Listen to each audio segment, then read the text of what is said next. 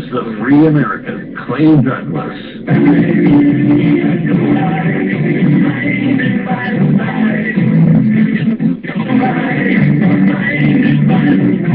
Catch the Free American weekdays at 7 a.m. Pacific, 10 a.m. Eastern. Every time I think about the damage that's been done, the anger will beside me till I'm almost overcome. I want to tear the moon down, the sky is rough and sad. That's why For the podcast and more details, visit www.freeamerican.com or catch the podcast by phone by calling 832-999-8621.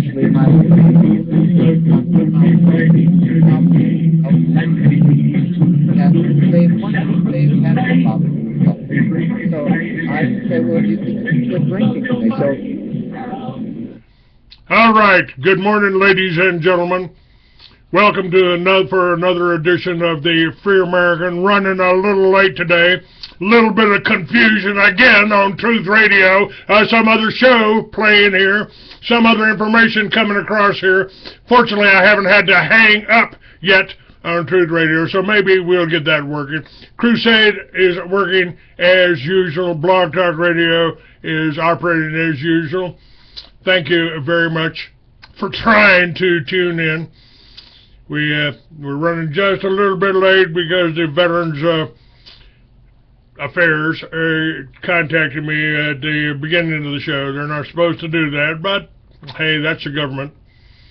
And we got Truth Radio cleared off. We're going to be looking at some other. I started out yesterday with some information put out by David Icke.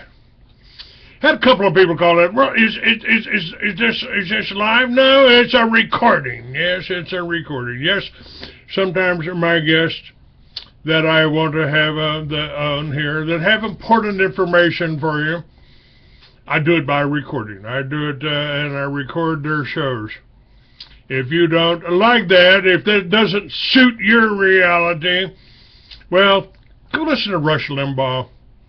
Maybe he'll do it live for you. Maybe so. You think? I doubt that. I doubt that. There's I've also got some other things that I want to contend with here, but this is an interview that David Icke did about what's going on in England. I guess the election of Jeremy Corbyn in English. Is he a New World Order type guy or what? And how about Syria? David says this is about the reality behind the refugees crisis and more. He did this show, recorded it with a gentleman by the name of Richie Allen from England, and I thought it was worthwhile listening to. And that area that you have basically is around the official story of... All right, let's go back here, right there, start right at the beginning here. We're running a little bit late due to some confusion here on the with the management, but we'll get through this, and we'll talk about... You made a great contribution in the last 12 months with the people you've talked to and the information that's got out as a result of what you've done. So, round of applause. You're very kind to say that. It wouldn't have happened without you. We would have had a chance if you hadn't decided to stream it on davidicke.com. Nobody can ever forget that, and I certainly never will either, and I mean that sincerely. And all we do on programs like this is give a platform to the people who really put their necks on the line and do the research, like you and our mutual friends who come on this program. We should never get away from that. I mean that from the bottom of my heart. Thanks very much for doing that. You're an absolute legend. And the reason David is getting up at 4:30 in the morning is because he's writing a book, which makes it even more remarkable that he's with us tonight. Although, to be fair to me, he said he wouldn't miss the first anniversary show. But he's writing a book at the moment, and he's got a deadline to meet. So huge kudos to him for coming on. there's lots we can talk about, David. And I mentioned just before we came on air, you and I had a brief chat, and I've had any number of emails today from people who said, Rich, we'd love to know what David thinks about the election to the leadership of the Labour Party of Jeremy Corbyn. Is it any good, Richie? Are we being fooled again by being given a Trojan horse? What's going on there? I know you've been watching this closely, David. What do you think?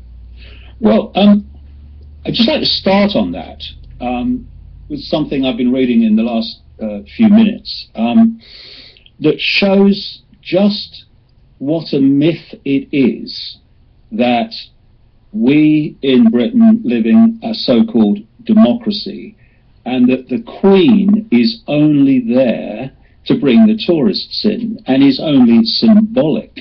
And it relates to Jeremy Corbyn because, you know, Jeremy Corbyn has been very critical of the monarchy, would like to turn Britain into a republic.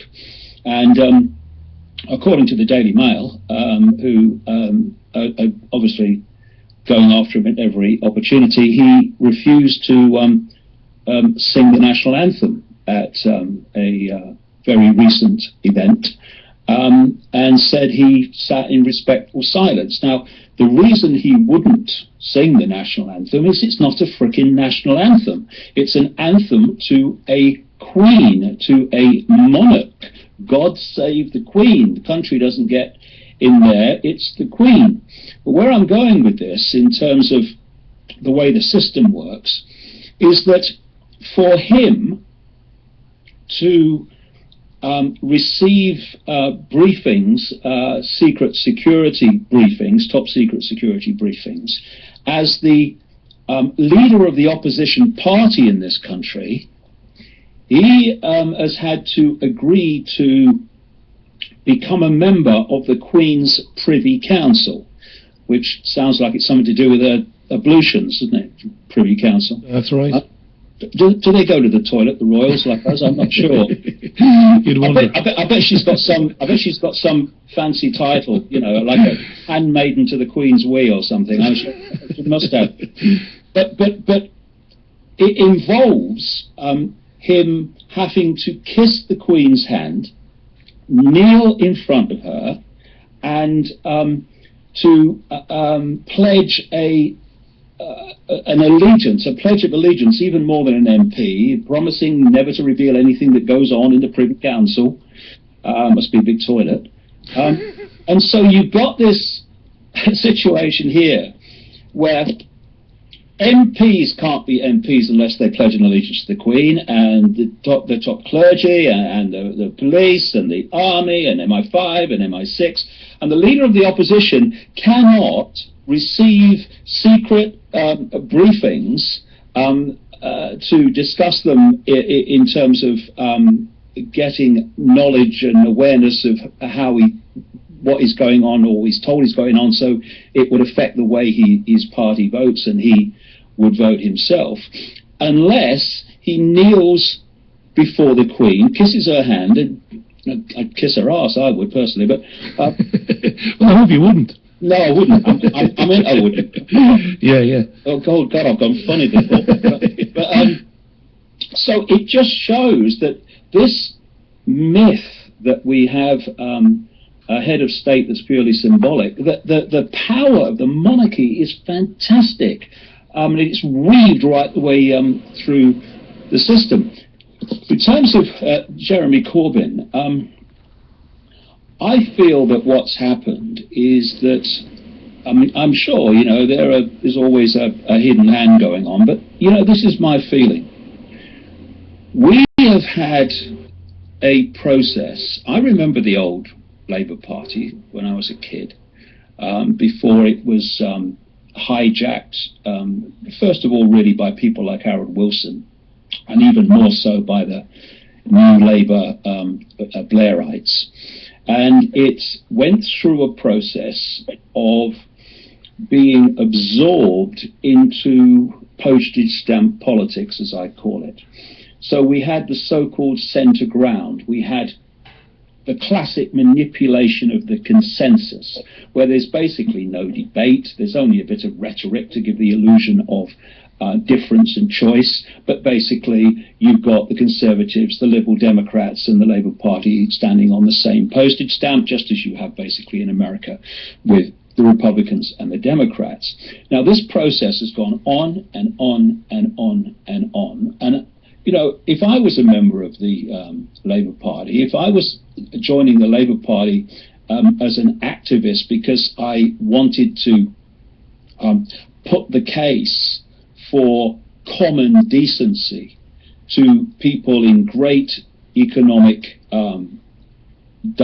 straits and in great situations of deprivation and struggle, then I would watch Labour Party after Labour Party in despair in terms of their challenging of that massive injustice. The very injustice that the Labour Party was set up early in the 20th century to challenge. But of course, because of the consensus manipulation, so that basically everyone agrees on certain foundation things, so nothing ever changes, that challenge has simply not been there. And after the last election, the recent election, when the Labour Party's challenge of the Conservative Party austerity and extremism was pathetic, if I looked at the people put up for me to vote for as the next leader, I would see someone who is representing to a very large extent what the Labour Party was set up for, and I would see two women and a man who represented basically everything that has changed the Labour Party into a postage stamp party. So I think what Jeremy Corbyn did by, I mean, I watched his speech today to the trade union conference in Brighton, and what I saw was a classic Labour politician that I remember before the Blair purges, and I saw someone who was willing to stand up for his beliefs, and instead of running away from trade unionism, oh no, the Labour Party's not controlled by the trade unionists, no, we don't even like them anymore, and all this stuff that we've been having for decades. With Blair, yeah. Where you what you're trying to do is get kudos from the Daily Mail, most of whose readers would never vote Labour anyway. This man has stood up and said austerity is outrageous, and things like a new Trident nuclear deterrent is outrageous, that what's happening in Syria is outrageous, what's happening to the disabled is outrageous, and we're going to challenge this. And, you know, I think that although there are things that I will disagree with him on, and he's still coming from a system point of view, he's not talking about a Corbyn government creating its own currency interest-free and taking on the bank's right to create money out of nothing, because without that you ain't going to change very much. I'd also like him to be talking about coming out of the European Union, because if you're in the European Union, especially by the next election, was it 2020? Yeah. The European Union will have stitched up so much of the control of nation states that he won't be able to do anything anyway, because of the European Union, what will be in place by then. I mean, so much of it is already. But what I'd like, and what I think is valuable, is that at least we're going to now have some kind of debate about the way people in this country are being systematically crushed by this Conservative government to create, as same's happening elsewhere in places like the United States, to create what I've called the Hunger Games society. There's a tiny elite in control with control and of all the money and all the wealth, and then there's basically a poverty-stricken slave society, which is where they want this to play out eventually.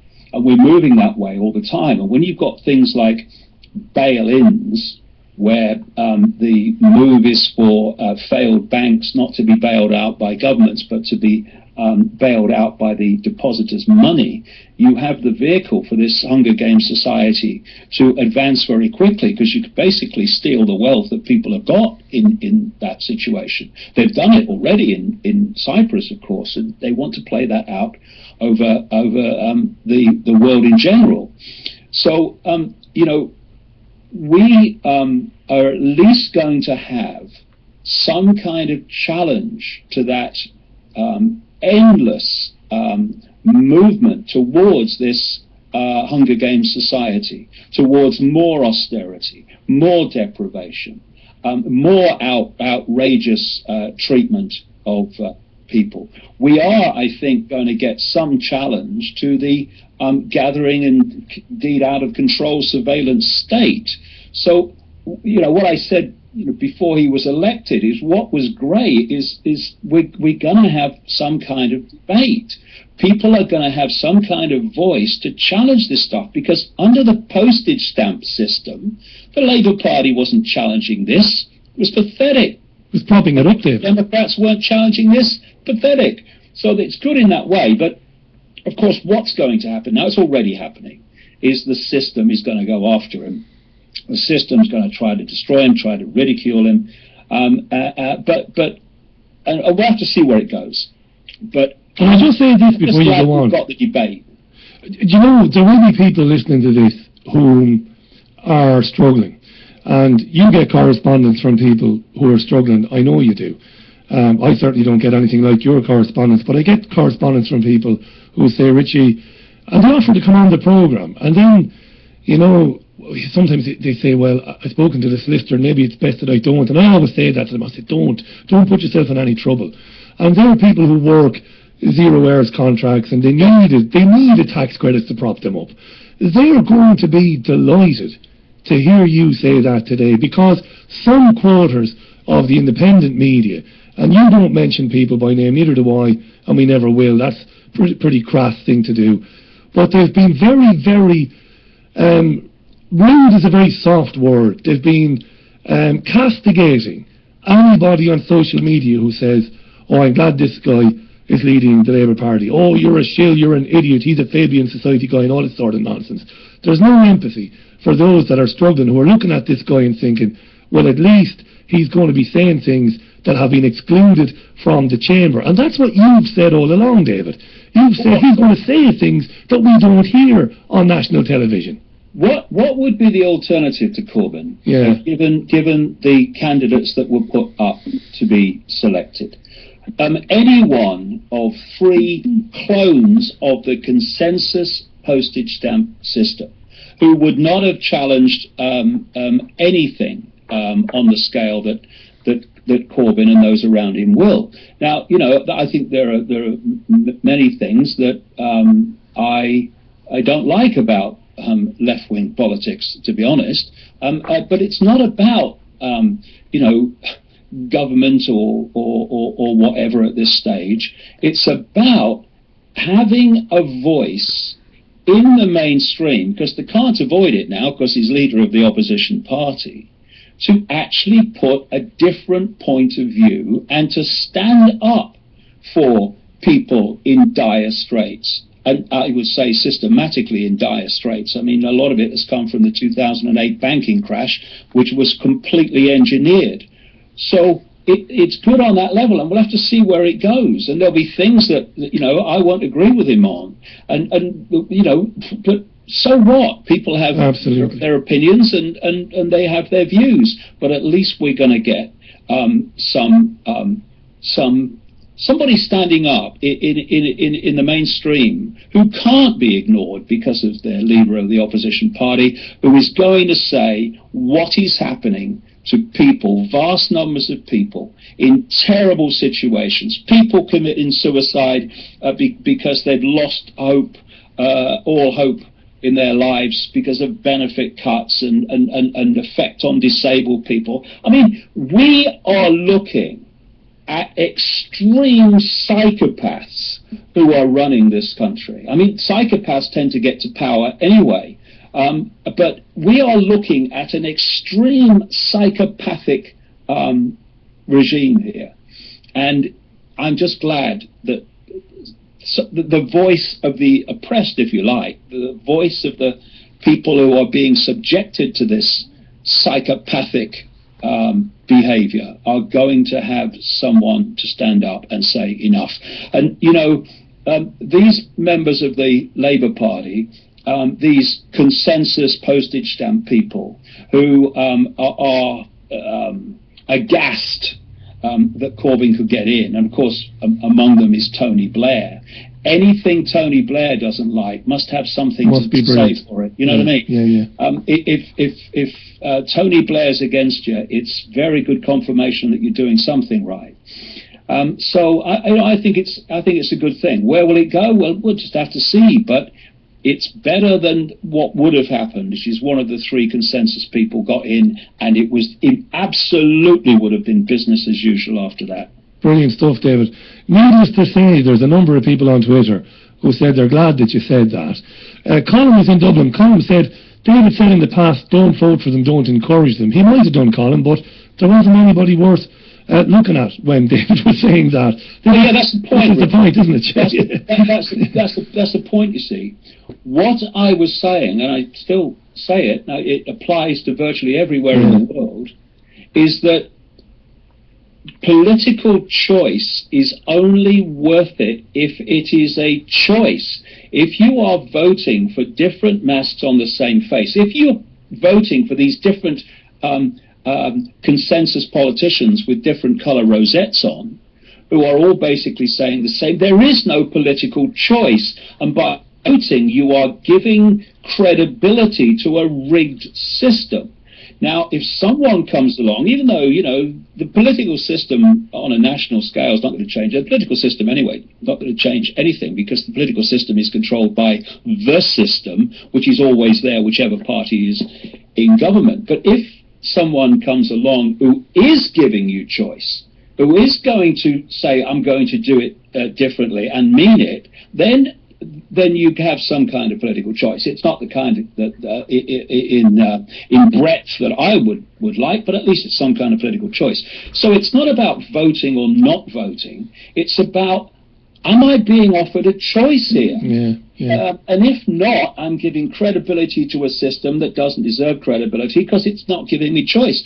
And I'm sure that if Jeremy Corbyn is there in 2020, if he has by then shown that he is going to stick by what he believes in, he is going to offer support for people rather than seeking to crush them, then I have no doubt that a lot of people who would not have voted and haven't voted for a long time would probably vote for him, because at least they're going to say, well, we've got a different kind of voice, not as different as I would like, but it's different from this absolutely everyone the same clone-like consensus politics. Whether he will be there by 2020 is we'll have to see. That's another thing. But just in this short term, I just think it's great that that we're going to have at least a challenge to this outrage that's going on and is planned to get far worse than it is now. The voice of reason. I'm going to say this. When we've had David on before, I'm not one for brown nosing or kissing anybody's arse. I obviously like David and I like having him on, and that might not suit people. I'm going to say this. This man is a human being. Some of the stuff being said by people in the independent media is disgraceful. It's disgraceful because I don't think a lot of people who make independent media programmes really give an arse about the people that I meet in Manchester City Centre when I go there on Saturday for a quiet drink with Caroline, and I see the state of the lives they have because of what this government is doing to them, you know. And whether this guy believes in climate change or not, I don't think climate change is real. I think it's ridiculous. I don't care, because he probably sincerely believes in it. And I think you said this to me before, David, before we take a break. I think the first time I ever spoke to you, you said you love speaking to people who actually believe what it is that they say, because you can deal with people who believe what they say. But most of the people that have been governing their countries, running their world, they don't believe what they say. They don't believe in anything. They're psychotic.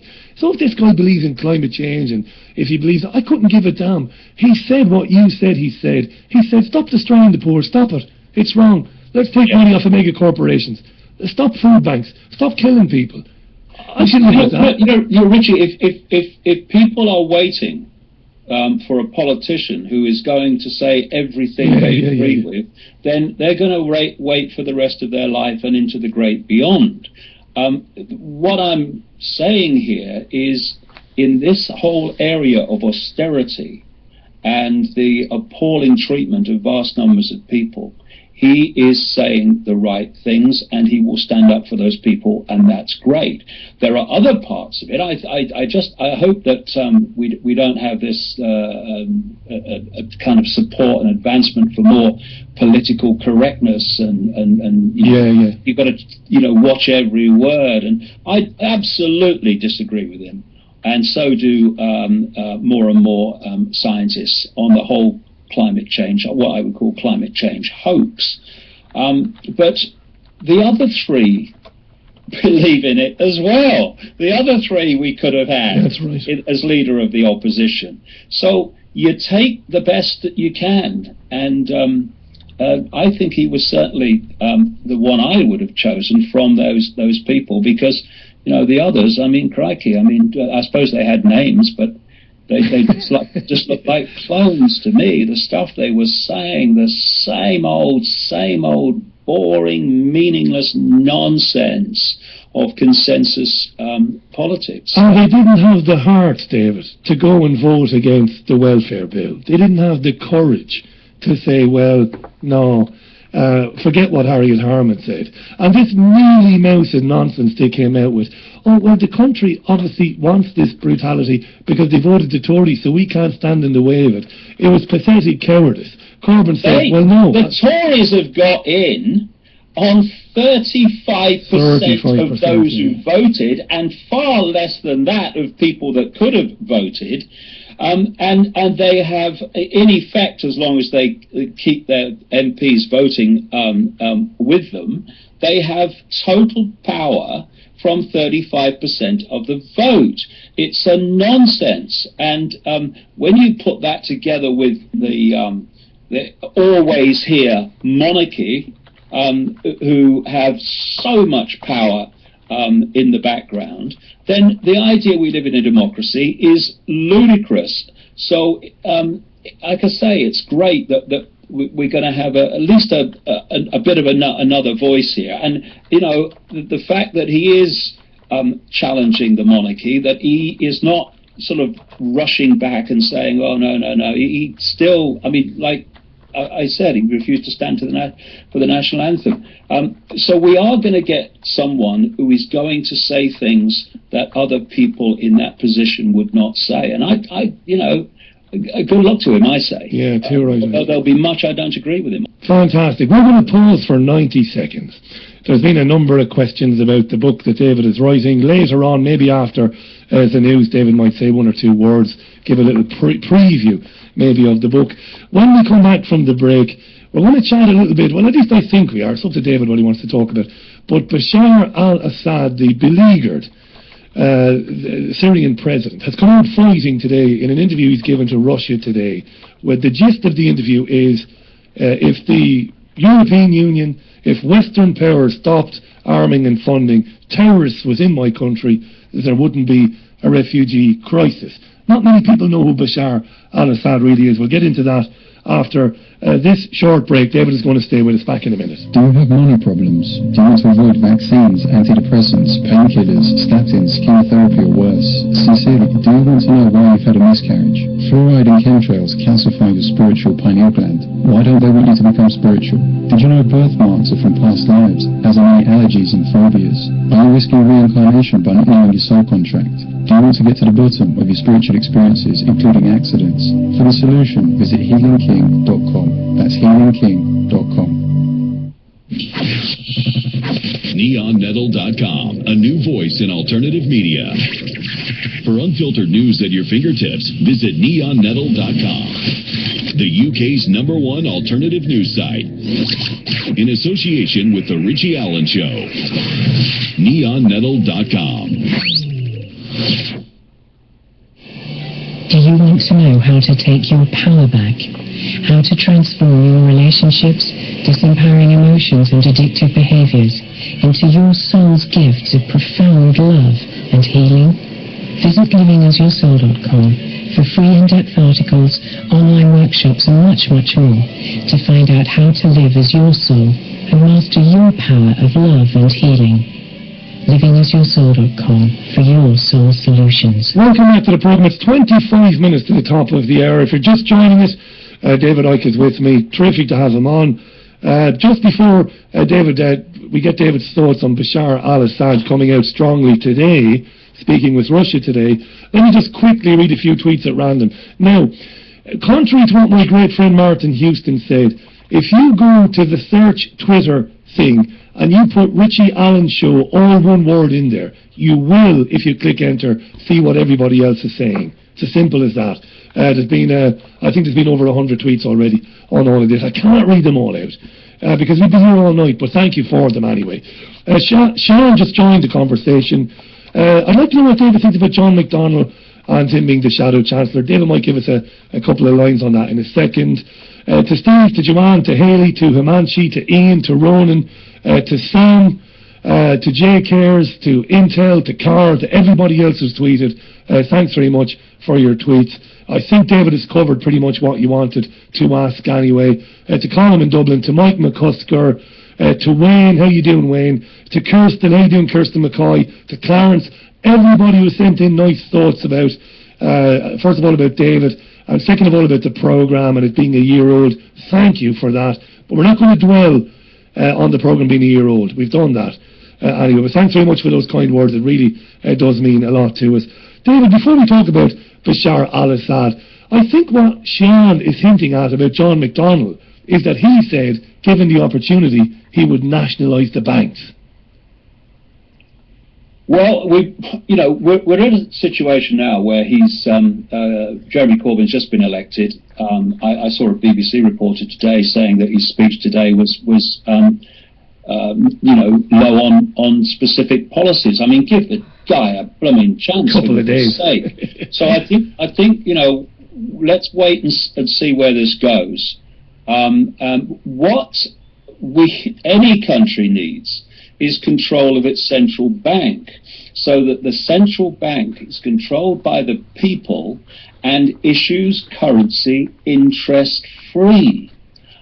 So the currency of the country does not start out on day one as a debt, an interest-bearing debt.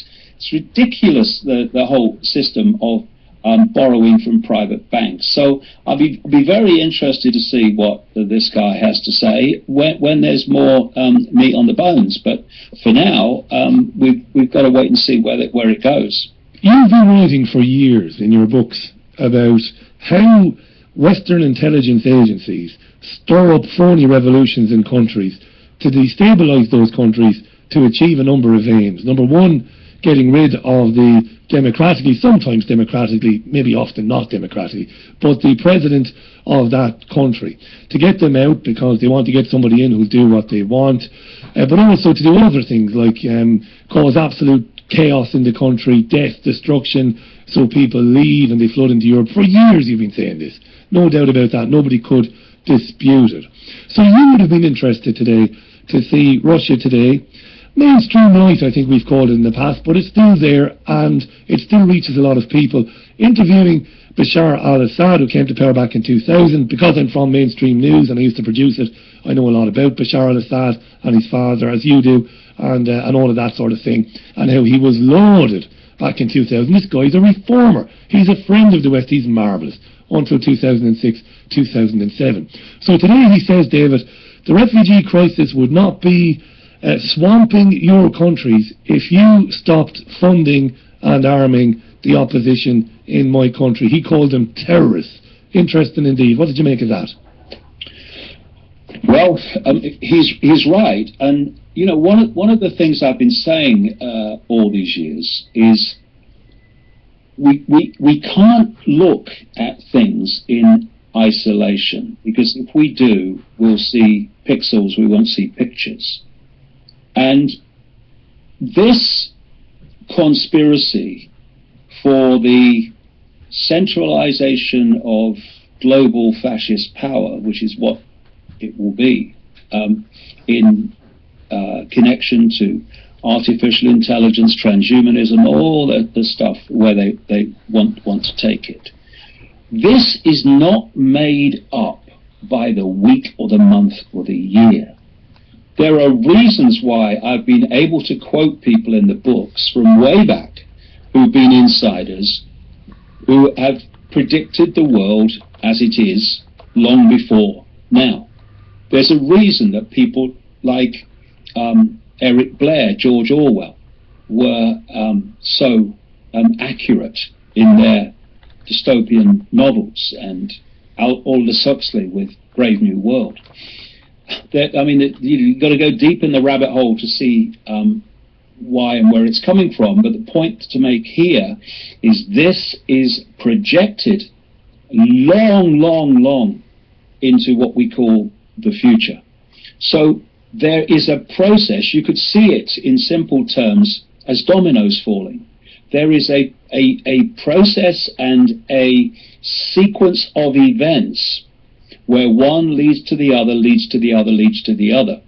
You can't see Syria, the refugee crisis, 9/11, any of it in isolation, because if you do, and that's what they want us to do, see it as a dot, each one, we're not going to see what's going on. You start with 9/11, this engineered, quote, terrorist attack, this horrific attack in America. And this has led to the war on terror and the excuse to start going into country after country under the excuse of terror.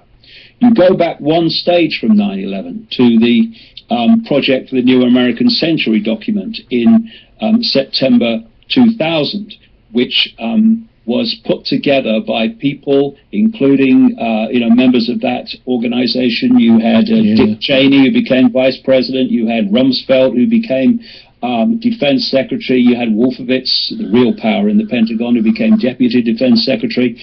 And that called for a series of countries in the Middle East and North Africa to have their regimes changed through multiple theater wars fought by America, and not just directly but indirectly as well, is the way that it's done. That lot then come to power in early 2001 in the Bush administration. Then we move to September 2001, and we have 9/11.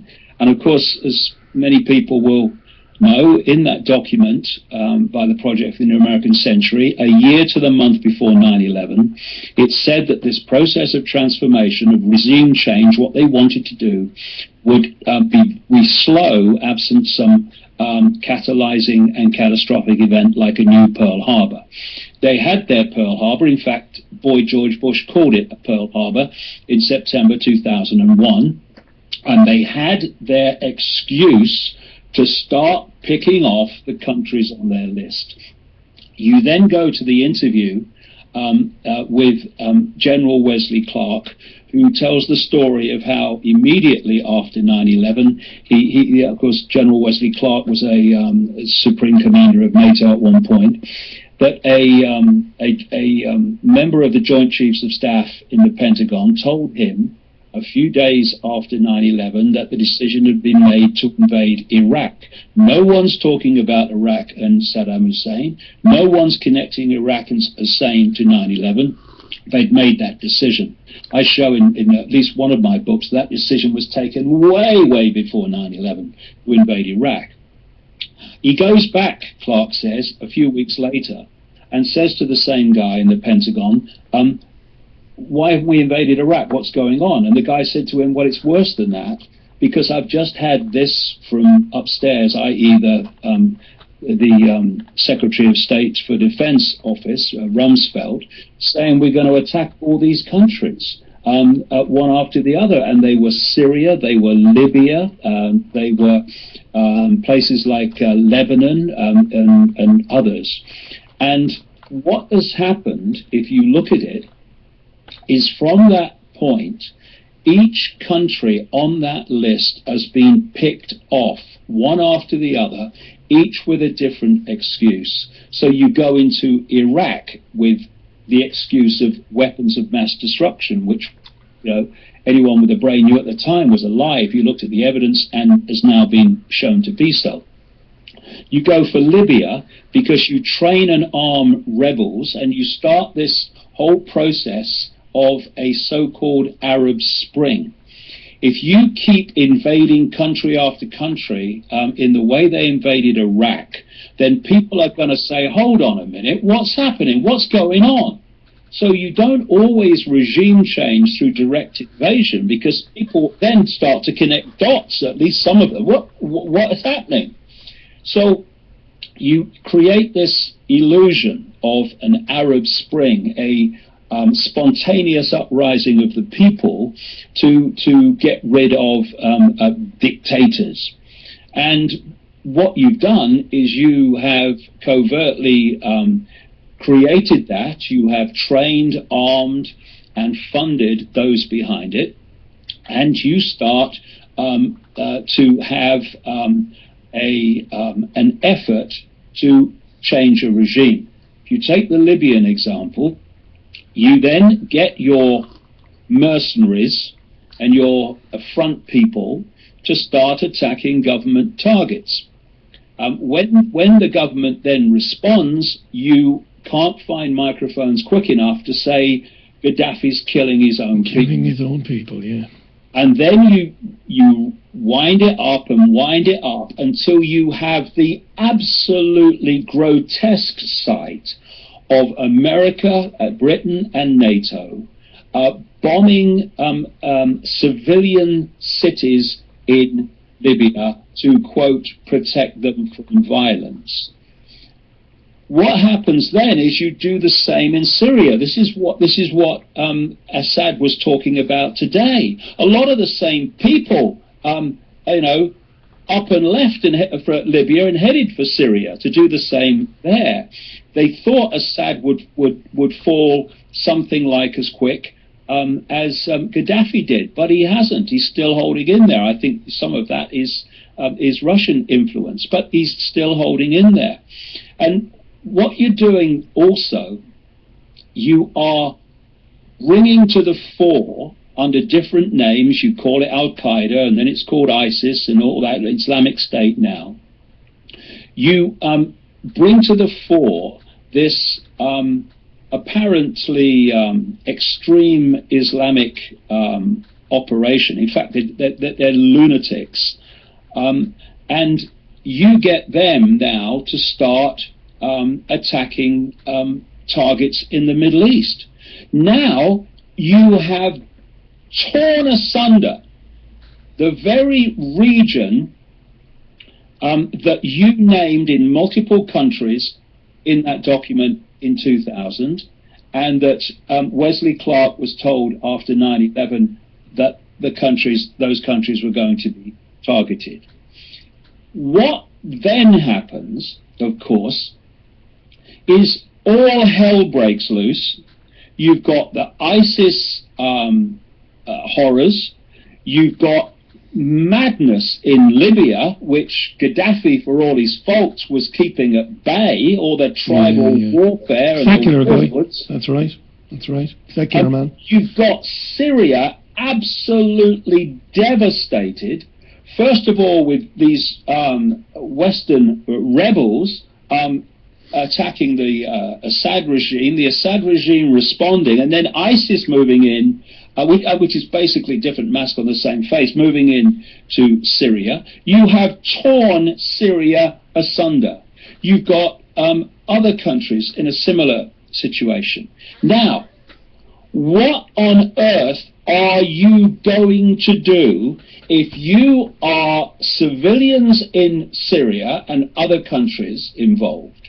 You have children, you have families, you are being bombed out, you're terrified of violence, you're terrified that today could be your last day, could be your child's last day. What are you going to do? What are you going to do in Libya when the same things are happening, when you are so distraught, when you are so terrified, when you are so traumatized that you will put your family on a boat that's got a very good chance of going nowhere and ending up overturned in the middle of the ocean? This is what is motivating this vast movement of people. Not all of them, but a vast, vast number of them. They're genuinely refugees seeking escape from violence and horrors. You're a father as well, let's not forget that. You're a father and a grandfather. Imagine, I mean, parents, I'm not a parent as you know, not yet, hopefully I will be. It must resonate with you when you see that, when you see those kids. There was a picture in the papers yesterday of Cameron. Where was Cameron again yesterday? He was over Syria way, wasn't he? He was, standing there, and children were crying. There was children looking horrified. As a father, it must get to you, as a grandfather, when you see that. Yeah, it does. But, you know, like I was saying a few minutes ago, these are dominoes falling. And each domino causes another domino, and it's all pre-planned. It's all pre-arranged. Because you know if this happens, it's simple cause and effect, Richie. If this happens, that's going to happen. So you tear asunder those countries of the Middle East like Syria, you know that vast numbers of people are going to get the hell out of there. Same in Libya. You know that. Because you're now moving to the next stage of these falling dominoes. The currency of control and manipulation is chaos. They don't, in the Freemasons, have the motto ordo ab chaos, order out of chaos by chance, what I call problem, reaction, solution.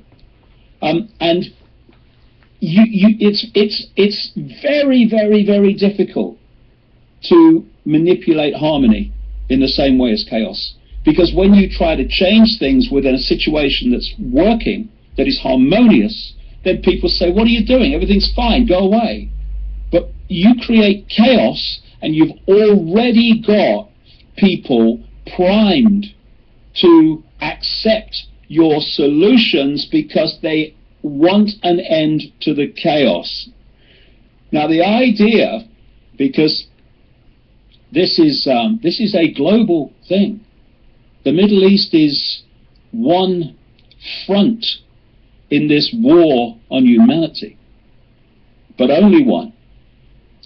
And what you want is chaos in your target countries because you want to transform those countries into something else. And the target of the migration refugee crisis, triggered by what I've described in Syria and other countries, is to create chaos in Europe, is to create conflict in Europe. If you have chaos and conflict, you have people open to accept things they would not otherwise accept, like more and more surveillance, more and more destruction of freedom and privacy to protect people from chaos and conflict that comes from what is happening. And of course, as soon as it started, I thought I'm almost tapping my fingers and waiting for the first mention of ISIS terrorists have come to Europe with refugees, posing as refugees, and of course the next stage is we need more and more controls, more and more destructions of freedoms, privacy to meet this now domestic threat from these hidden terrorists. I mean, they're nothing if not predictable. But there's another aspect to this. There is a war, and has been for a long time, on the nation state. What they want is a world government, world central bank, world army, etc., world currency, the cashless currency. And under that, they want super states, European Union, American Union, Union in the Pacific, and so on. And all these trade groupings and agreements. That's the next level of control under the world government in this structure that they have been moving us towards. So the nation state plays no part in the brave new world. Diversity is not what they want. They want uniformity. They want a drab, uniform, soulless society, because they are soulless, uniform people for reasons that I'm going to explain in the new book I'm writing. And so the nation state has to go. We've seen this happening in Europe with the European Union. We're seeing it being eroded through these trade agreements in which corporations get more power than governments to make decisions. But there is one thing that is a real potential resistance to the end of the nation state, and that is a sense of nationhood. I'm not a flag-waving, nationalist, Englander and nationalist. I'm not. I said in a video cast recently, if I ever stood up for the national anthem, I think I would genetically implode.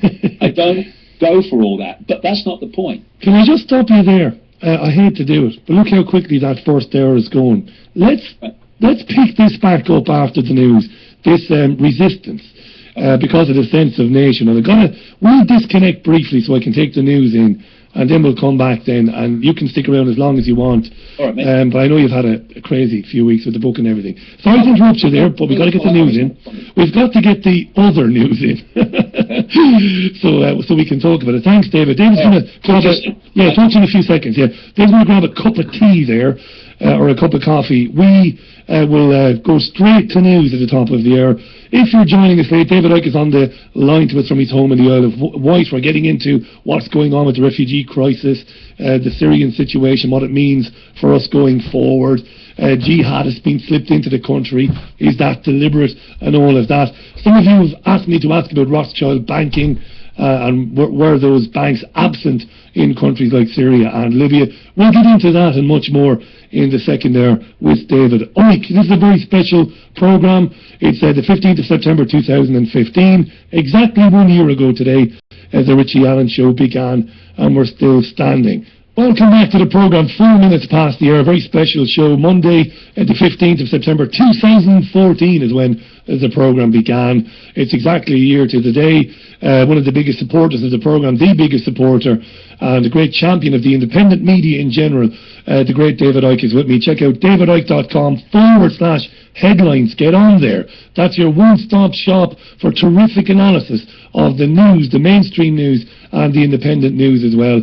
Subscribe to David's videocast there as well. Every week, David records a videocast with his take on the big stories of the week. It's terrific watching, and it's only a couple of quid. So get on to davidicke.com and find out more about that there. Welcome back, sir. How are you? I'm okay. Good. Good. Now, just a few tweets. Sue was on to say her husband has asked Richie, does David think Russia is a controlled opposition to American supremacy in the Middle East? How do you think Russia would protect Syria? Would Russia end up protecting Syria, for example, the same way as it protected Libya Sue asked. You might want to get into that in a second. Just going to get through a few more because there's so many of them coming in.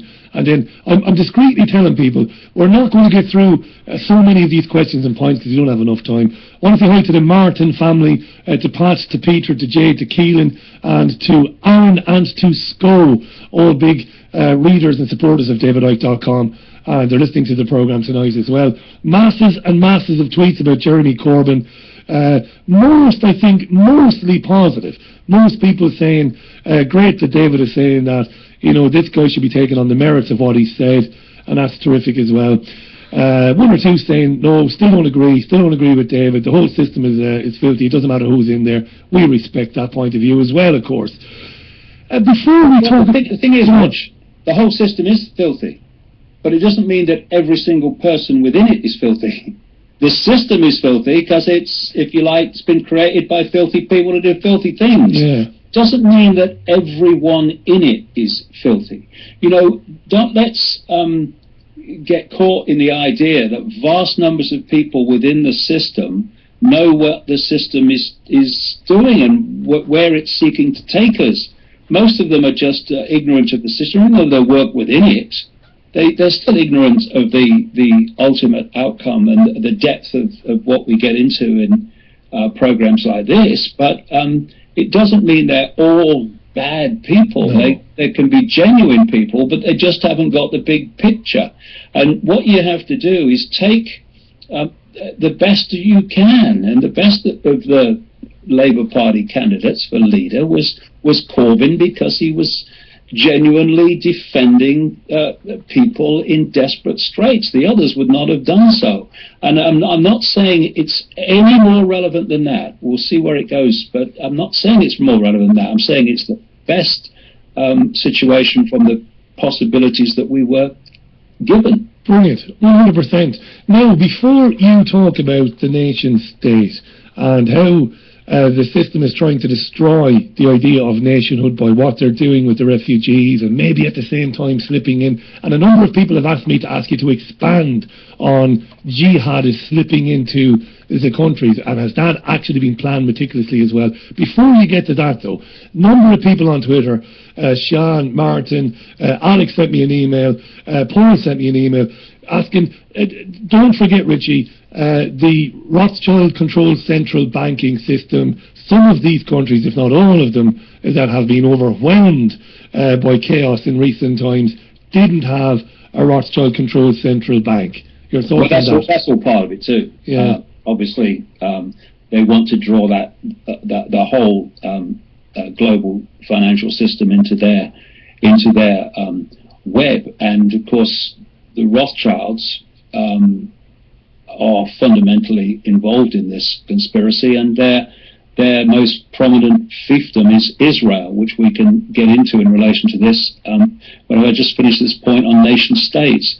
The thing is that if people have a sense of nationhood and they have a sense of culture, then they will defend that against this whole campaign, this whole conspiracy to destroy the nation state. They want to break nations up into regions, and the next level of government above the region would be the superstate, in our case the European Union. And what they're doing by that is they are diluting any unified response to the edifice of power above them. And so they want an end to the nation state. And the more you dilute the sense of what that nation is, the more you dilute the resistance to protecting the culture. And so the borders coming down in Europe, I said this years and years way back, one of the major things about bringing the borders down in Europe was to bring in vast numbers of people from different cultures and dilute the sense of nationhood. What we're seeing now is that happening as a Middle Eastern culture and a North African culture comes in to Europe in vast numbers. And if you remember, Richie, Britain opened itself during the Blair years to very large immigration, comparatively. And it came out years later that this had been done specifically by the Blair administration, and the reason was, and this was the quote, to change Britain forever. And in the middle of this vast influx of people into Europe, most of them desperate people, we had this guy, Juncker, this president of the European Union, basically. Yeah. Jean-Claude Juncker, yeah. Unelected by any member of the public, who actually in the middle of this came out and called for Europe to be open to more and more economic migrants and others. I mean, what they're doing is changing the face of the nation state. And I thought it was great to see the refugees welcomed, particularly in places like Germany, and this great welcome that so many gave them. But while it was going on, I was thinking it was almost a clock ticking, because the numbers were so vast and are so vast, and it was happening so quickly. There was very soon going to come a point where they couldn't cope. And of course, what's happening now, days later, basically, is the borders are going up. And although you see a situation at a certain point as one way, i.e. the refugees and migrants are being welcomed, that can change very, very quickly into conflict, into resentment. And that's the plan. I mean, it's already happening in some areas with some of these far-right groups, but this is the whole point of it. It's to create chaos and conflict and to change the nature of the nation state to the point where basically it's just one culture everywhere in effect, and there's no kind of no resistance anymore to protecting something that's kind of gone. That's the plan, and people shouldn't judge anything at any point, because these are dominoes falling. What I'm talking about is where we are now. It's not where it's supposed to end. Yeah, that's right. So all these pressures and dynamics are going on, and where things are now is not necessarily, and it certainly is not where they're planned to be. So people will just have to watch this process unfold, and they'll see that what I'm talking about is what's being brought about, because chaos and conflict are the currency of control, because it justifies more and more control. And the other element of all this is Israel. Israel has this concept of a greater Israel, from the Nile basically to the Euphrates in Iraq. And when you look at the borders of that proposed concept of the greater Israel, it includes most of Iraq, includes Israel, it includes a bit of Egypt, includes Jordan, it includes Lebanon, and it includes most of Syria. That's right. And so you look at the countries where all these people are being basically forced out of, and it's within this block that they've talked about as the greater Israel. And we've not talked about Lebanon, but we should. Vast numbers of refugees have left Syria, understandably, and headed for Lebanon, which has put tremendous pressure on that country. Which is a tiny country. Tiny country. Tiny, and look what's happening there. We've been having protests recently over things like piles of rubbish and stuff like that. But you've created a powder keg. You've created a situation of great tension and great pressure, and that is like a cocked trigger for those that want to create upheaval that would take over or change the regime or hijack the land of Lebanon. And those pressures that you're seeing in Lebanon, they're the pressures they want to also bring into Europe. And you know, some of the countries that border the European Union and are the first countries that the refugees and the migrants go through, and some of the Greek islands particularly, they have been completely transformed by what's happening. They're not what they were before already. And so you can, and there's great resentment about it. So you can see it building, and this is where they want to take it. And I have another question. You are a extreme Islamic army. You want to impose your will on what you see as infidels, even if they have a different version of the same religion. This is the cover story I'm talking about here. Yeah.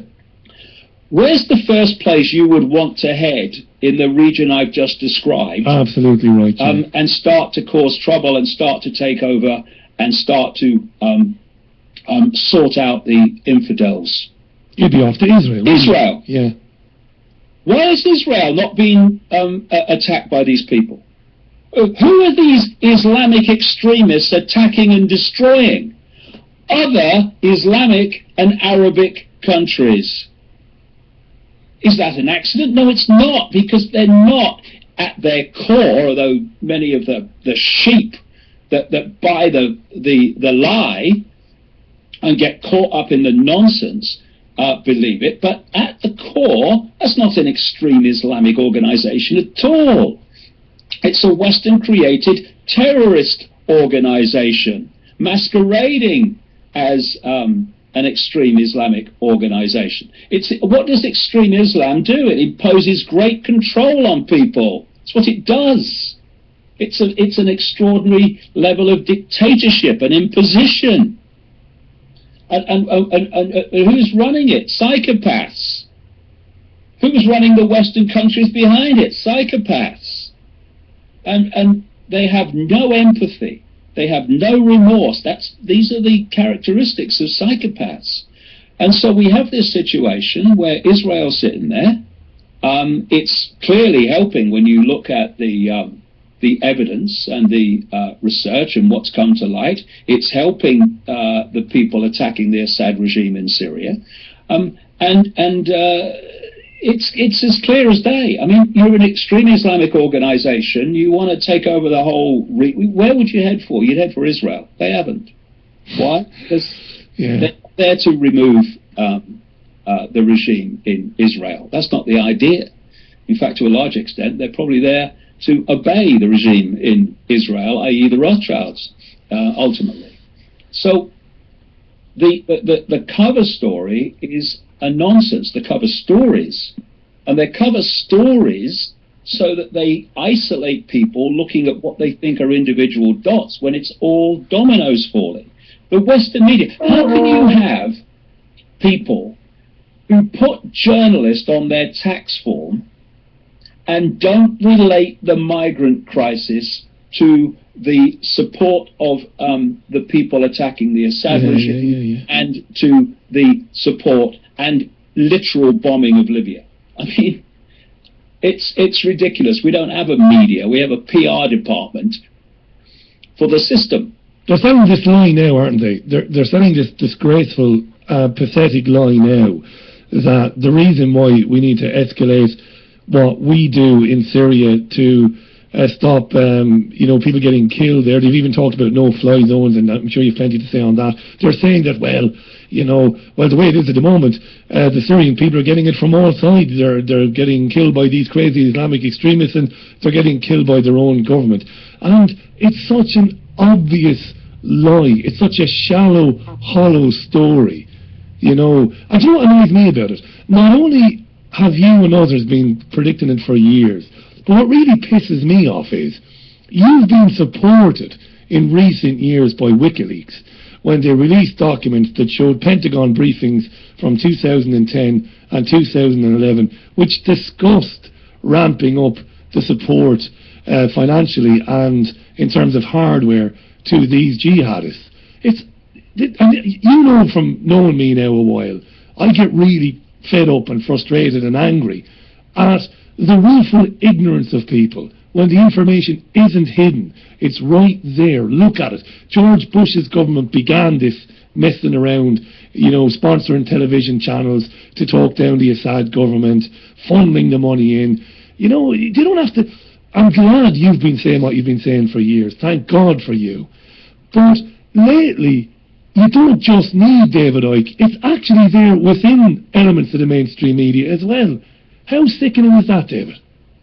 Yeah, well, the way they get away with it is we go back to pixels instead of pictures. You see, if people aren't concentrating and aren't following it, then they're given a cover story for a certain amount of time. That cover story no longer serves the purpose of creating an excuse for the next stage of what they want to do. So they change the cover story. About the same situation, about the same country, they change the cover story. But now people, overwhelmingly, most people, they now start hearing the new cover story. And they've not remembered the old cover story. And therefore they keep changing the script to fit the excuse, to fit the next stage of the process, the sequence, but people are not seeing that the script's being changed because they're just seeing the script that's before them at the time. And this is why in the end, people have got to take responsibility for what's going on. Humanity has allowed psychopaths to take over the world. And it's happened while they were watching the sport or the game show or whatever, or the latest celebrity crap. These are all diversions. These are the magician getting you to look at his right hands while he's doing the trick with his left. We've got to start paying attention. Otherwise, this just goes on and on and on. And the more, you see, you create crises and chaos and conflict, naturally, people's attention who are being affected, their entire attention goes into that particular dot, because that is most affecting their lives at the time. And as they go into that, they're losing the peripheral vision, which connects the dots from the situation they're facing to all the other situations that have led to what they're facing. And you can see how easy it is when you have such a compliant, unquestioning, and ignorant media. Going back to what I said about we have a filthy system, and not everyone's filthy within it. And almost no one knows the big picture, even though they're within the system that's advancing the big picture.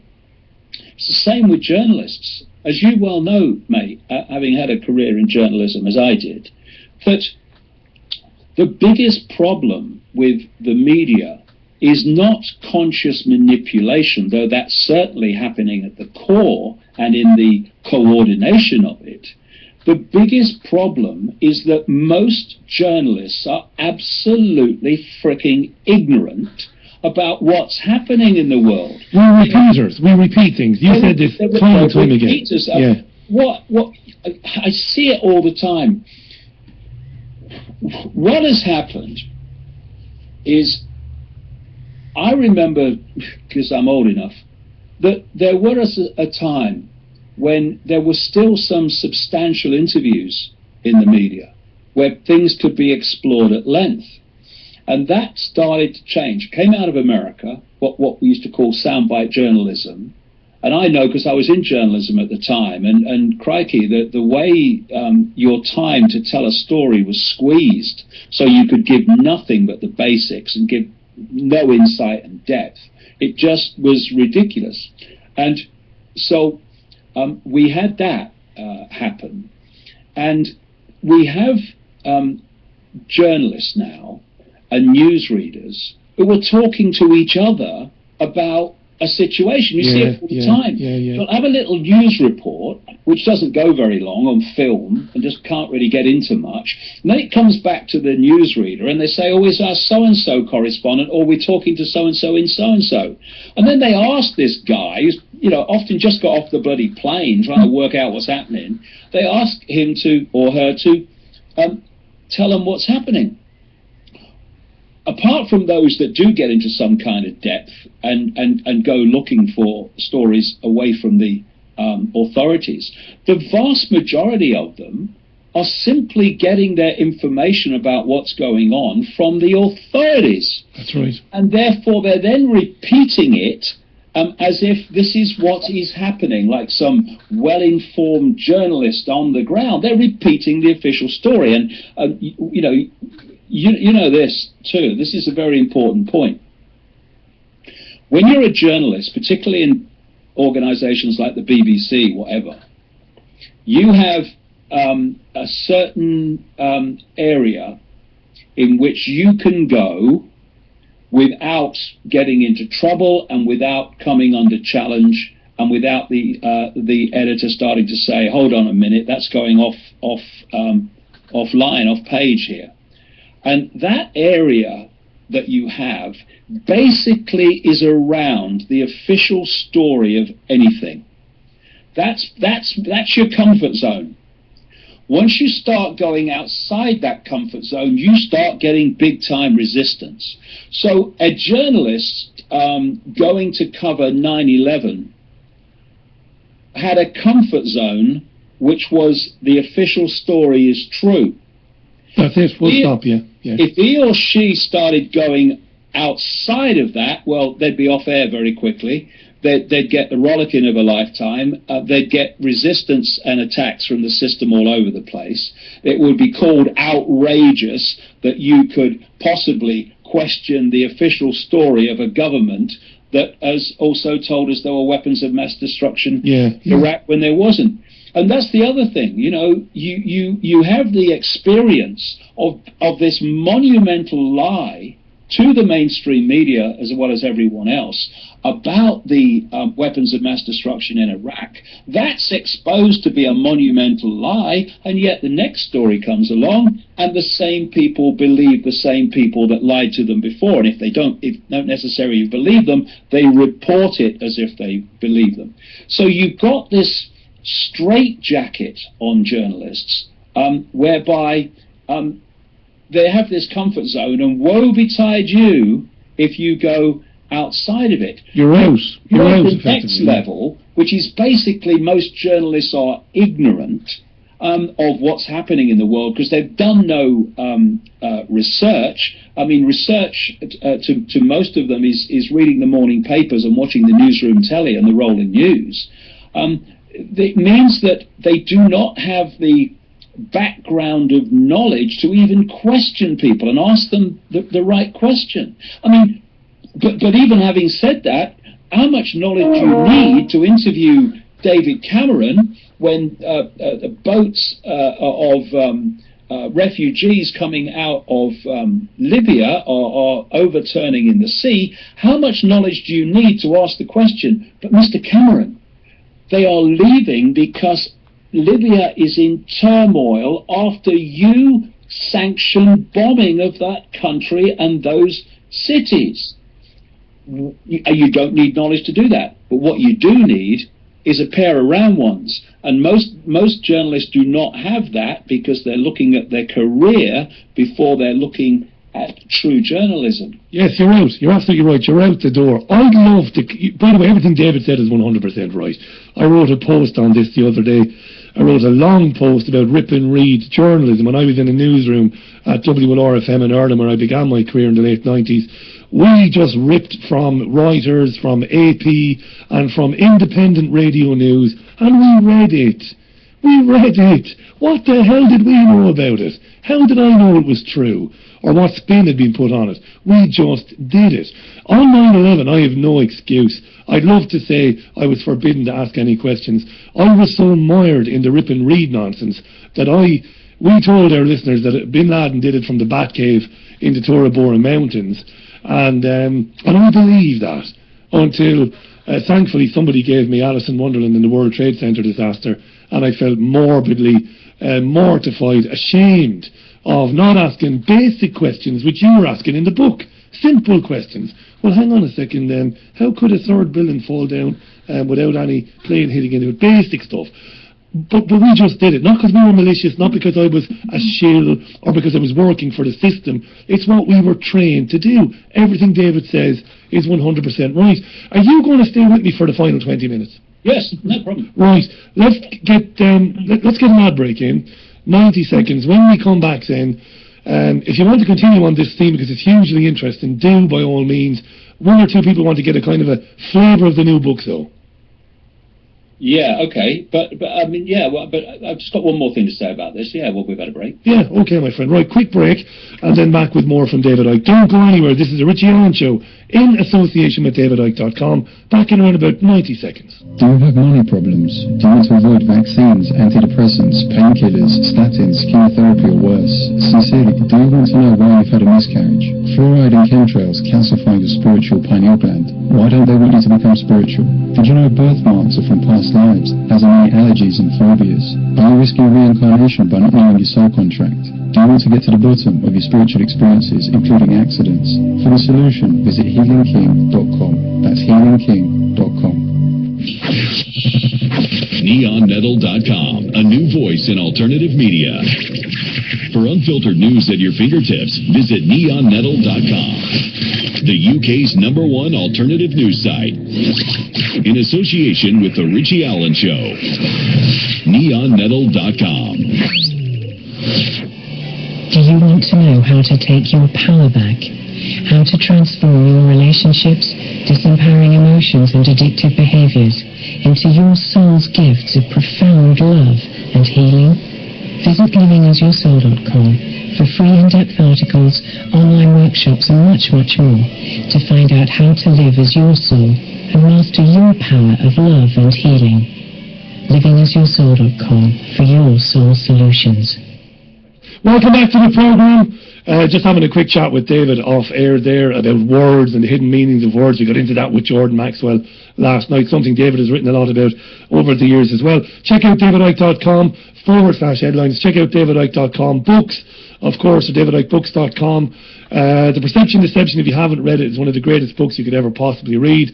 It's pretty much David's life work. I don't think you'd mind me saying that.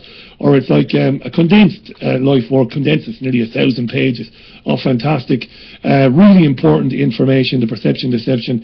He does have a new book coming out sometime, maybe later this year. He's working on it at the moment. If he fancies it, before we finish up tonight, he might give us a flavour of what we can expect from the book. But in the meantime, you did want to continue the theme we were talking about there of journalism, of the way journalists work, the way news works, the way news is reported. I think you had one or two more things you wanted to say on that. Well, just one thing, and that is the capacity, and this applies to people in general, but particularly I think to journalists. It's the capacity to comprehend that elected, as one example, an elected American government would, in its inner core, be responsible for creating a terrorist event and using it as an excuse to tear apart the Middle East. To comprehend that is to set aside every worldview you've ever had before.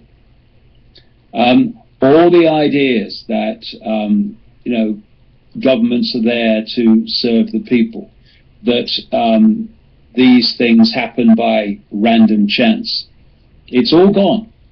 And it's almost impossible for people. I mean, you look at, these journalists that work at any level. They've almost all been through the education system of university. They've every day of their lives in journalism, the system is telling them the system's version of everything. We shouldn't underestimate the power of not just conscious but subconscious programming, when every day of your life, as you rightly described, Rich, a few minutes ago, you are receiving information, processing information, rewriting information, delivering information that is 99.999% the system's version of everything. What that does is program a sense of the world. It programs a sense of possibility. It certainly programs a sense of this is how it is. And you're then asking those people who've been through that year after year, after decade often, who not only are being asked to completely revamp their worldview and their sense of the possible, they've got to come to terms with the fact that they have been overwhelmingly, without intention, misinforming people their entire working life. Now that put together, and add to that the sense of arrogance, because ignorance usually comes with arrogance. The arrogance of ignorance is the worst human disease. It's what makes it all possible. The idea that you've done no research but you know how things are. Well, how do you know how things are? Well, I've been told how things are every day of my working life. It's been coming up on the rip and read. It's been coming in you know, all that stuff. So you add the arrogance that if this was going on, I would have known about it, and you put all those elements together. It's no real surprise that mainstream journalists will not entertain the idea that the official story is so unbelievably not true. And that's what you're dealing with, and that's why the alternative media is so important, and that's why it's made such a difference, because it has gone where the mainstream won't. Now, I would say this, however, to the alternative media, don't fall into the same trap as the mainstream media and what I've just described, because vast chunks of the alternative media do exactly that. They see things from a slightly different angle. They see that actually you can't believe governments. They see that the official story is not true, that there's manipulation going on. But in terms of the scale of manipulation, much of the alternative media operates in the same way that the mainstream media does. It can comprehend that governments lie to the extent that 9/11's happen and what's happening in the Middle East is happening. Most mainstream journalists cannot comprehend that. But they can't comprehend the deeper levels, I'm talking about the alternative media, of what's really behind this, the sort of stuff that I get into. They can't comprehend that, and thus they treat that information in the same way that the mainstream media treats 9/11 information and it's all a scam, war on terror information. If you follow where I'm going with this. Yeah, I do, yeah. They have their own zone of here and no further. And, you know, to understand where this is really all coming from, because what we've been talking about tonight is the projector hitting the screen, the projection hitting the screen in the world that we see. Where this is being orchestrated from and why is coming from the realm that we don't see. And that's where the alternative media needs to go if it wants to really understand what's behind what it can see and what it can perceive. Yeah, and you know, you don't hear this show all the time, of course. It's something I've tried to explore on the programme in the past without ever speaking about anybody, because I was brought up to believe in the media. And of course you worked across the media yourself for years as a presenter and as a writer, and you know that it just is completely frowned upon, quite rightly, to ever criticise anybody else. You just should never do it, and I don't. But yeah, I'm vastly frustrated. Vastly is a terrible word to use. I'm really frustrated with a lot of the so-called independent media and their treatment of information that they maybe don't understand. You remember when I first spoke with you way back, I said to you, I mean, you were very generous, and you were like, well, what would you like to talk about? And I said, well, I'd like to get into your thoughts on energy and money and a little bit about the universe and stuff like that. But at the time I stopped short of getting into deeper areas of where we really came from and the mass levels of manipulation and going way back and that sort of stuff. And at the time I said to you, I said, I really don't really have a clue, and I haven't really got any real grasp or understanding of it. So I can't really be much of a, I can't really have much of a conversation with you. And you were very, very good about that. But at no time did I think it was ludicrous or that you were off your head or anything like that. I just, at the time, was like, I don't really understand. I have to find out more about that. But sadly, in the independent media, it is becoming a bit like the mainstream media. There is that kind of thing about, oh, well, I don't get that, so that's just ludicrous. That's just ridiculous. Yeah. That's just outrageous. Well, that's exactly the point I'm making. Yeah, how could it be? What a mainstream journalist would say ludicrous about 7/7 or 9/11, yeah. Much of the alternative media says ludicrous about some of the things that I'm saying. And what the alternative media would say to that mainstream journalist is, but what research have you done into 9/11? And yet, what research have you done into things that I'm saying? Well, virtually and usually nil. It's a reflex action response. And so it's another prison cell. It's coming from a different angle, but it's another prison cell. But I hold my hand up. I say, if that's as far as you want to go, okay, fine. Great. Round of applause. You work in that area there. All I'm saying is, if we really want to understand where the rabbit hole goes ultimately, then we can't stop in the world that we see. We can't, because it's not coming from the world that we see. It's coming from the world that we don't see. And mentioning this new book, I don't want to give too much away, because it's something I'm still working on. But there's two things really. One, as always, I want to go deeper in the rabbit hole, and it goes way deeper in the rabbit hole. But I've also seen, and it's been great to witness that. First of all, more and more people are feeling uneasy about the world, and it's a good thing, because they're starting to reevaluate the world that they're seeing and the lives that they live, and the attitudes they have. And I've been taken aback by some of the people that this is happening to. They are system people.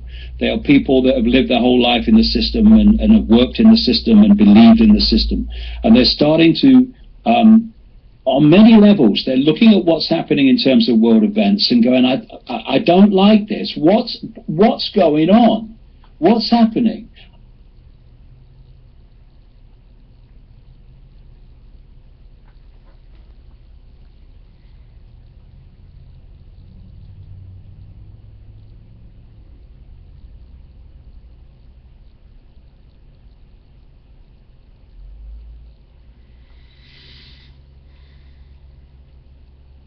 All right, where are we going here?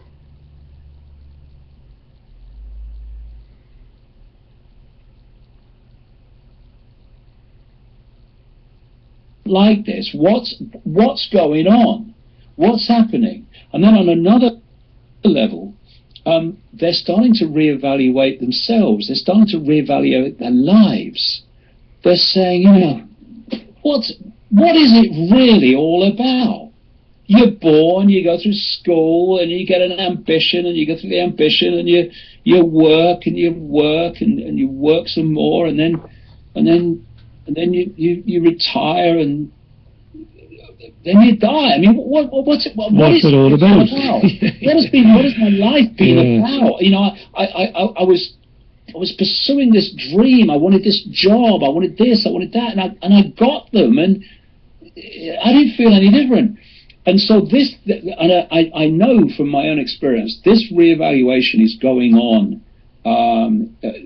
in a greater and greater amount. And this looking at the world and saying, what's going on? What's happening? Is going on more than ever before. So I wanted to produce a book, and I wanted to not go to the length of some of my other books. A book that would take the story on for people that read my other books, but would also set out, and it goes into some really deep areas. It really does, on many levels. You know, that I've been putting together. But it was also a book that, with not, you know, weeks and weeks of reading, someone who said, look, what's going on? And also, what is life about? Those questions are answered in a simple way that can be grasped by people that know nothing about this information. And so that's what I'm writing it for. I think we're now at the point where you know, again, I've been greatly encouraged by the number of people that are starting to not dismiss even more bizarre and strange and bewildering things. They are giving them a chance and saying, well, you know, I wouldn't dismiss it actually. And these are people that would have dismissed it before. There is something happening. It's obscured and it's hidden in many ways by what's happening in world events and what's happening in people's lives. But this is my experience. There is an awakening. It is happening. And it's starting to happen to people that you wouldn't have thought would ever go there. Well, I'm a great example of that. Let's be honest about it. You know, where I came from, the life that I had, my path was laid out for me. I was going to be a presenter and a producer at commercial and eventually national level, going to have a decent living. I was going to drive the BMW. It was all laid out for me. And I would have thought, going way back, that, you know, it's silly to be talking about, you know, the reptilian mind. It's silly to be talking about the nature of reality and the band of light that we can see and all of that. If a stubborn, dyed-in-the-wool, old-fashioned bloke like me, who thinks for himself now, can get out of that way of thinking, there is hope for people, I think. But the thing is, Rich, this is one of the things I'm doing with this book, is when people will just read the detail, it makes logical sense of the world. It makes logical sense. See, I'm saying, and I've been saying for a long time, but we live in the advanced, very advanced equivalent of a computer game, a virtual reality world. And then you get physicists now pointing out that the physics of our world, the physics of the way a human body moves, the way you move your arm, the way you move your body, is the same physics that makes a character in a computer game move. That's right. And I've gone into a lot of this in this new book to show that actually the idea that we live in a virtual reality computer simulation is supported by the evidence to a vastly, vastly greater level than this world is solid, which it clearly isn't. And And then you start to go into this rabbit hole to the point where you start to see things from a completely different angle. You see, this world is not solid. It is a holographic illusion of solidity. And this is explained in my books. However, we have a politics and a government system that does everything it does on the basis that the world is solid. We have a science in the world that, although quantum physics is showing it's not true, that science lives out its life and does its work on the basis that the world is solid when it isn't. We have medicine based on the physical body being solid. Indeed, it's not even a physical body, just the illusion of one. You look at the institutions of society that dictate the direction of society and how society is, and it's all based, even on that level, on the fact we live in a solid world. And what does a solid world mean? One of fundamental limitation, when it's not. And even things like energy and free energy come from the simple awareness of how reality works and how you can tap in to vibrational and electromagnetic electrical fields to give you all the warmth and power you need without ripping the earth apart, and without, once the kit's there, without cost. So the idea and the belief in a solid world creates, by that very belief and perception, a world of perceived limitation in everything. And so until we get our understanding of reality right, until we understand it's not limited, it's malleable, you can play with it, you can change it, until we realize that we are and live the fact that we are infinite awareness having an experience, we are not the experience itself, which is where most people I self-identify with the experience. I am Joe Bloggs, I am Ethel Jones, I'm a bank manager from Peckham. No, that's your experience, your infinite awareness. Again, if you self-identify with your experience, you are limited in your sense of the possible, your sense of potential, to the limitations of the experience. When you are infinite awareness in awareness of itself, then you're not limited to the experience. You're limitless. The experience is just what you are perceiving, it's not what you are. These are the areas that which I go into in this new book at great length, because one of the great focuses of this book is, how do we change this? Okay, never mind, what's going on. There's a lot of that, but it's brilliant, yeah. How do we change this? How do we change this? And going into those levels of reality, those levels of the rabbit hole of understanding and suppression that give you the ability and the awareness that can make those changes. Because, as I keep saying, most of us is in the hidden, not the seen. The level of us that's in the seen is only that which we see. The body, the hologram. The vast infinity of ourselves is in the unseen. So just as the manipulation of the world, which plays out in the sort of things we talked about tonight, comes ultimately from the unseen, the answers to that come from the unseen.